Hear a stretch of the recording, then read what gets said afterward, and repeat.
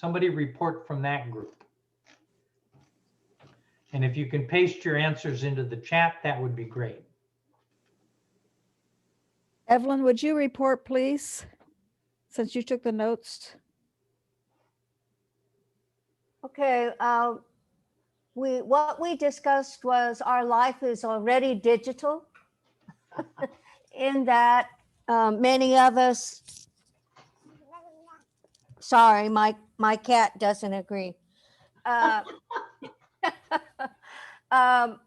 In that we have Rokus, we have cell phones, we have vacuum cleaners or iRobots, we have different assorted and sundry ways of connecting digitally and through the internet that we may or may not be aware of. And then we also discussed what about social media? Should there are some people who created those apps who do not even allow their own children to use them because they don't think that some of the data that's being streamed to children should have access to those apps. So it becomes then a question of who is controlling whom. Are we in control? Can we decide what we have access to and we listen to ourselves? And are we aware of what's going on? Then further, we discussed what about language? How do we make sure that people can speak in the consciousness that they grew up in? Because that's also being human, is part of our cultural heritage. So how do we accept and allow more languages to be spoken and understood and not just cut them off from the digital age because they don't speak some of the major languages?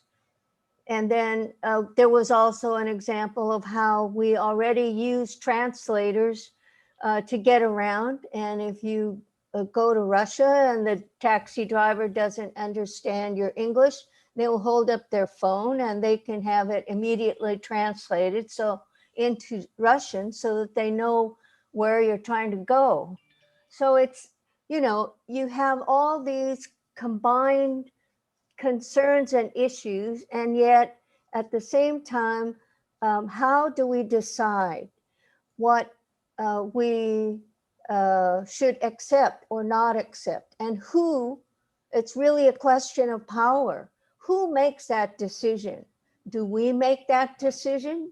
Do we want to be totally cut off from everything? Or do we want to decide which things we want to listen to and which things are broadcast?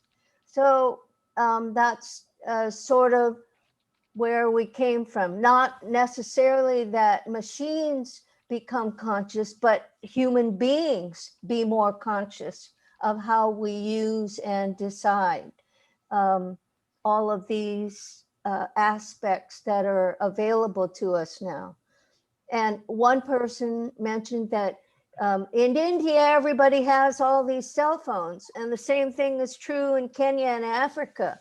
So this connects people with a whole new dimension of the global internet that like never before.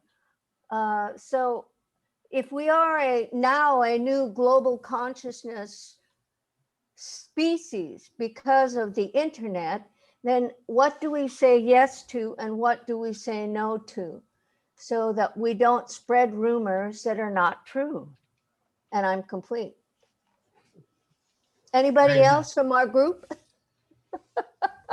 You did wonderful.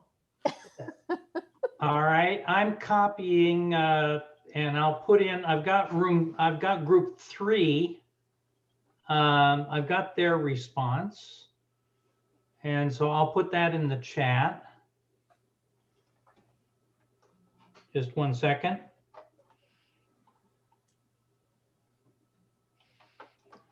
There we go. So group 3. All right, anonymous tiger.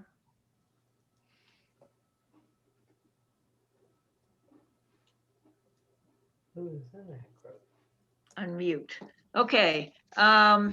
We really struggled with that, and with the question was like Asimov and three laws or something, and we said, wait a minute.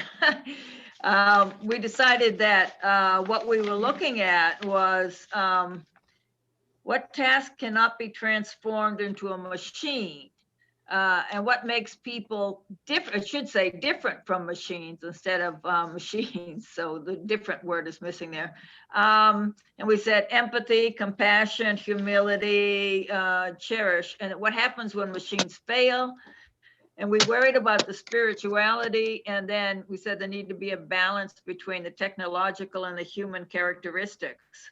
When we talked about, really a good thing is that the AI, the machines can do all these analytical things like health, the x-rays and everything else, which leaves a new focus for the health caretakers where they can be a mentor, a coach, and really deal with the issues that people have. So that's what we said, to develop a good listener. I don't know, anybody else from the team want to say something?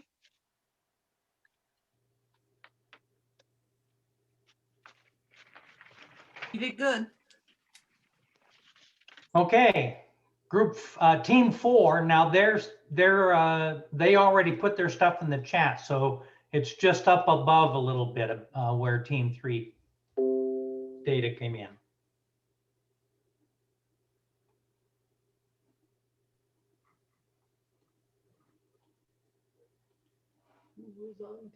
So team 4.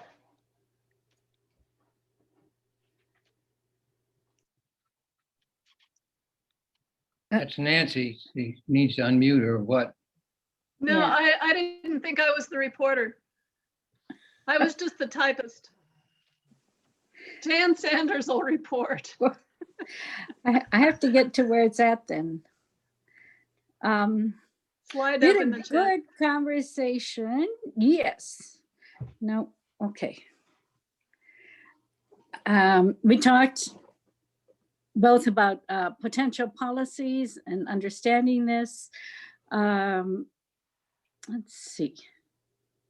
Getting back into It says teaching multiple intelligence in our schools. That schools, yes. The whole recognition of multiple intelligence as a way beyond calculation. If AI is its real gift is calculation, how wonderful, and use it, and then that we acknowledge all the other multiple intelligence we have. And the last one that the team, Howard Gardner, put in was in nature intelligence.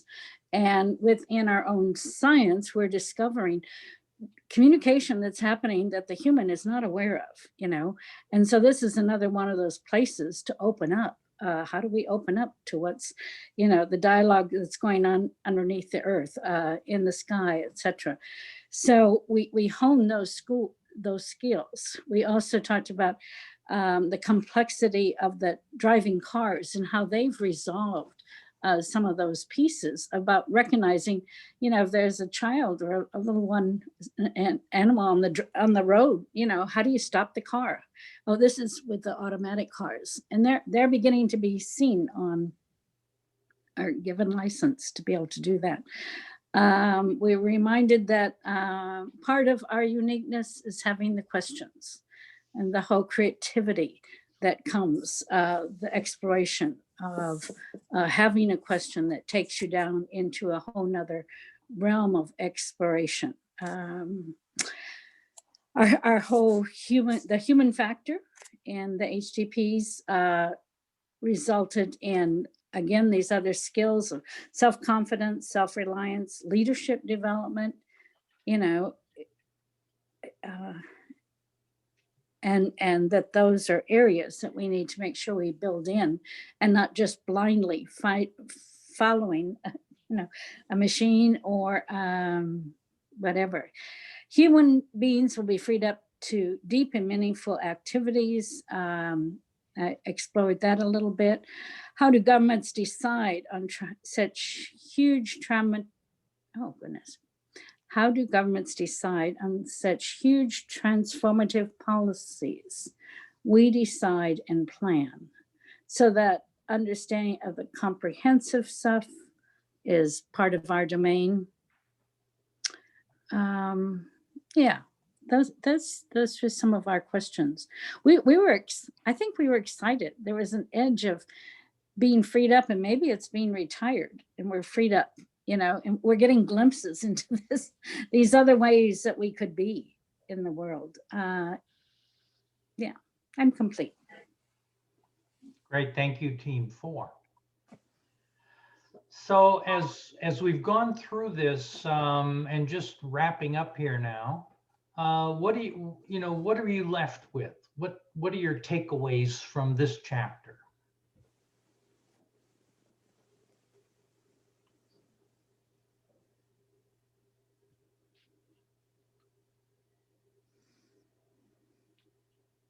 For me, a big one is that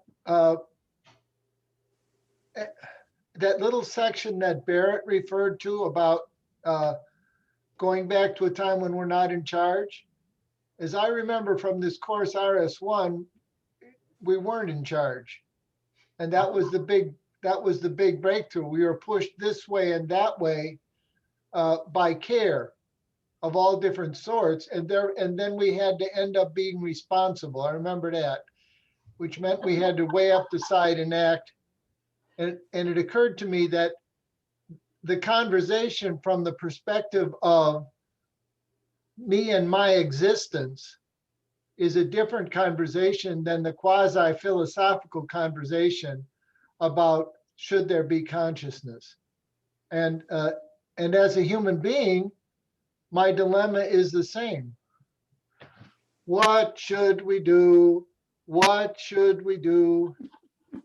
But I need to find a way to refresh that and wonder what that looks like in this new reality or this unfolding reality. I'm complete. I'd like to share that part we had in there that when my mother was raised on the farm in East Texas, and when the tin cans came when she lived in Dallas after World War II and they moved, it liberated my mother to do so many things that she'd never even thought that she could do. She didn't have to grow it and stuff. And I remember when Obama at the end of his speech said, my daughters are going to compete with the people in the village of India. And then I remember that Jean Houston, when I did the mystery school, says, human beings don't begin to use all of the brain and human potential that they have. So I'm looking forward to at 80 to not have to worry about all the things that I no longer have to worry about, and to create the new me and explore. Because when we were in Korea and we taught in their thing that everything was alive, and I figure that all intelligence are created by people, and they're going to be as live as we are. So I'm excited about the future, and I think that's where Fareed left in his chapter. The new world is about us, and how we're going to live in it and participate and be responsible is critical. I'm complete, but not finished. Good. Where's my thumb? I know we're in. I was just wondering if about this word resilience, because what we are talking about really stretches us as we have never been stretched out before. And if you look at artificial intelligence, they become more intelligent because they learn every time something doesn't go right and keeps learning. And what about us? How can we keep learning even if we don't have to? I'm just wondering, just to cope with living today, what would it take for us to do? And when we talk about imagination and creativity, what has that to do with resilience? Resilience is not necessarily going back to what we already know, but could be stretching out further to learn what we don't already know. I'm sorry, maybe we can stop learning, but there will be time that we can't help it. We will learn something because we will be facing all of these things. I'm complete. I think a takeaway for me is, how do I look upon these devices, this technology as a team member rather than something to struggle with or conquer or learn from? How can that whole thing in that chapter about machines and humans being team members was a good takeaway for me. I'm a team member with my laptop or my smartphone or whatever I have around or will have even. So yeah, that's a takeaway for me. One of the things that I took away from group 4 was, I think it was Jen asked, how do you care for nature or consider nature? And someone brought up, how do you care for bees? And artificial intelligence will know everything about how you care for bees and what the best things to do are to survive and the keeping the fertilizer away, but then the wrong fertilizer away from bees so they don't get killed. But on the other side, how do you balance the need for fertilizer? And what the, does it come to the conclusion that the only fertilizer that's appropriate is natural fertilizer? Does the artificial intelligence come to that conclusion? In other words, how do the human factor on the team get to help set the objectives? Are the objectives, as Jack said, to save time? Or is the objective to save money? Or is the objective to care for all and complete?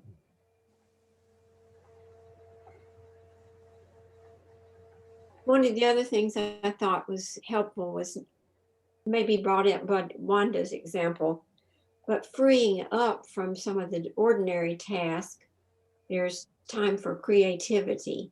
And I think the artist and the creativity will come forth in certain dimensions.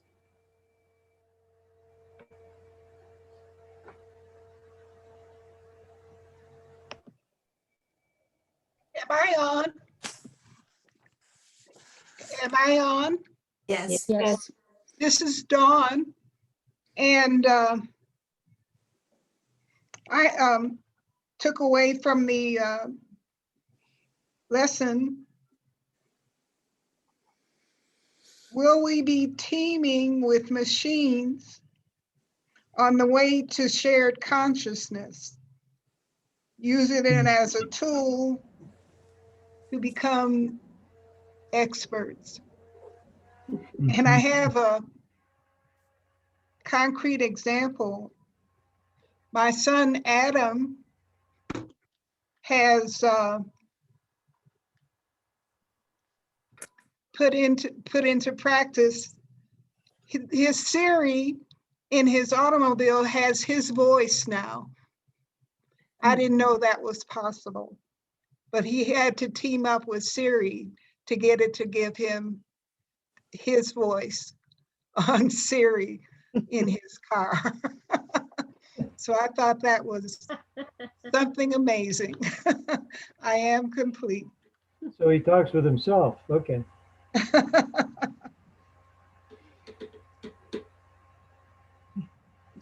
There's a little concern brewing within me. And there's the question of how could some people demonize this? Like I'm exploring it right now as something creative that's coming. But what we've seen with humanness over the centuries is this top-down thinking.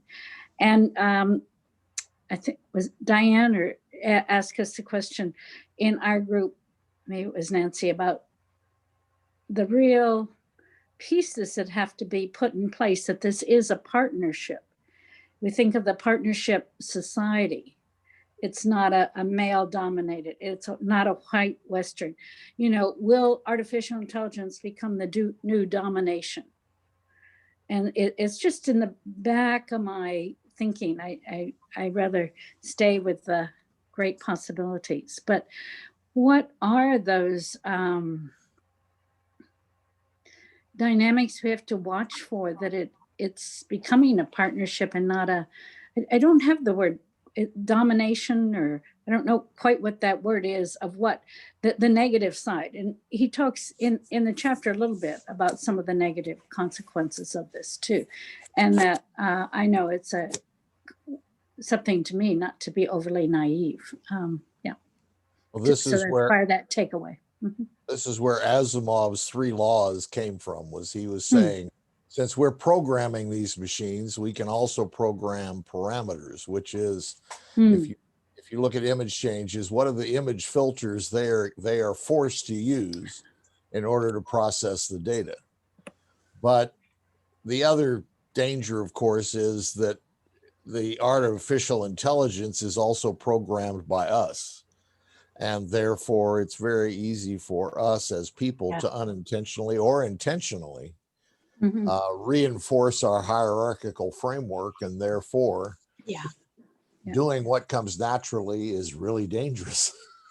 Mhm.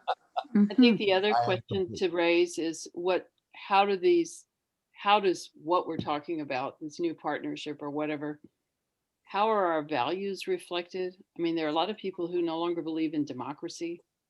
How are our values reflected in whatever this new team partnership, which is evolving, becomes, and what's the role of profit over human values?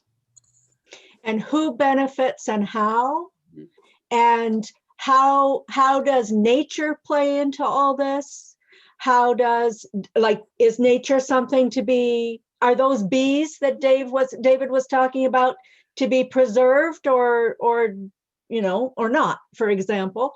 And also, how does indigenous wisdom and cultural richness, where does that play into all this? Those are all really important, because the people who are, each of us who's doing our thing does what we see, and the people who are programming this don't necessarily, have those particular values in mind. Yeah, I think it's almost time to wrap this up. I just want to say amen, Ronnie. Yes, and Me too. I think that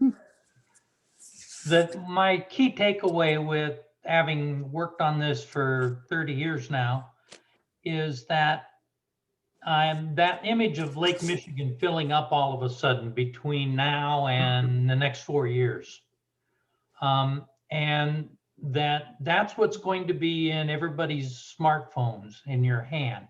And that literally everyone on the planet is going to be connected with the same line and the same emergent properties of whatever that is. Now, if you think AI is still something off in the future, it's not. It's in your smartphone right now. You can talk to your smartphone and you're talking to an AI interface that's globally interconnected. And things like the problem is, and Ronnie's right, the people who are programming this are thinking about how can I make more money by giving people more of what they sounds like they want. How do you think QAnon got started? And now it's gone global because literally everyone has access to that social pathology.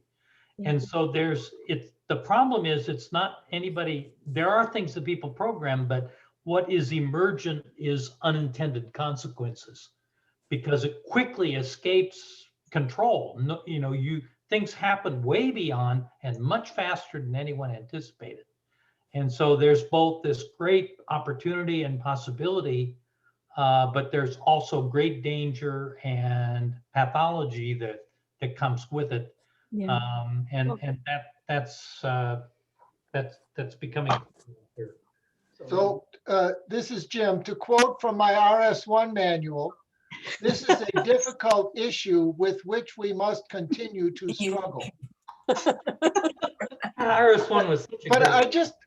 I don't, like I'm sitting here and little bits of thought come up, impulses and urges and stuff.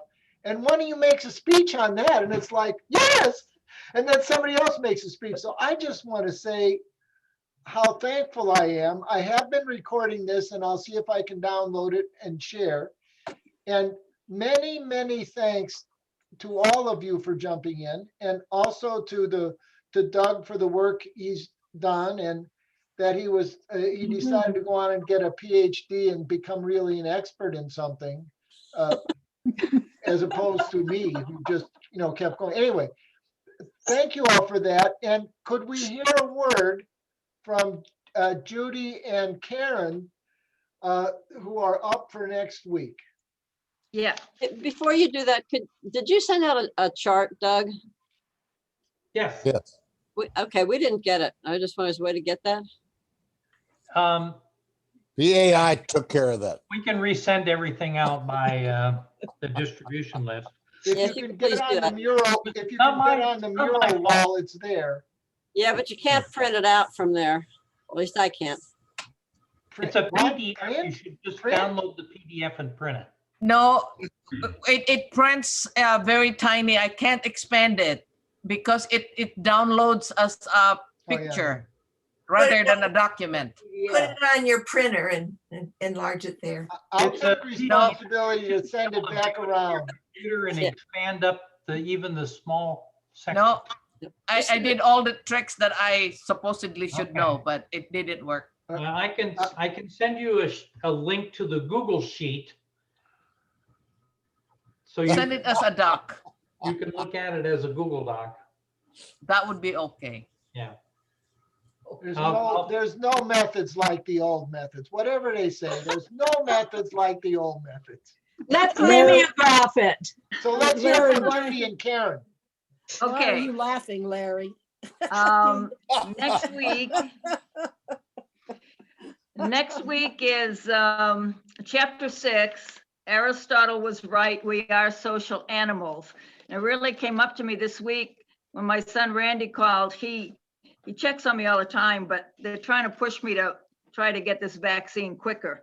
And so I said, well, I don't have any underlying conditions. He said, no, except your age and you are social. So, wow. Those are underlying conditions. Yeah, that's my underlying condition. I'm social. So I thought that was really good. He knew what Aristotle was right. I am, going to get the vaccine when I can, but I didn't think I needed to push ahead of the line. Anyway, so since we're going to be in the middle of the book, we want to shift the study to be more social. So the chapter's about cities. Pandemics couldn't spread without cities, yet urbanization continues. What will a post-pandemic city look like? So next week, we're just going to take a different approach of the study and explore being social animals. So bring your wine, your cheese, whatever it takes. It's like a cocktail hour. You can read and chart the book, but we're going to work on it a little bit differently, and we'll send you a chart tomorrow. Okay? Okay. Good. Great. And just a heads up, Linda Koch and Dawn Collins, you're on deck. I know. Moving right on. We can't follow Doug, though, I tell you. No. Boy, And Jared and Paul are after. You'll have to follow Doug. Everybody, Happy New Year. It's about Chinese New Year this week. Yeah. We're moving into the year of the ox, which is a much better year than the year of the rat. Oh, good. Good. Inshallah. Anyway. Inshallah. Inshallah. Inshallah. Thank you, Doug. That was great piece tonight. Doug. Really Yeah. appreciate it. Great, good. Thank you. Thanks, Jen and David Thanks, Doug, and everyone. And Pat. and everybody. All right, take care. Have a good week. Stay safe, get your vaccine. Yep. I got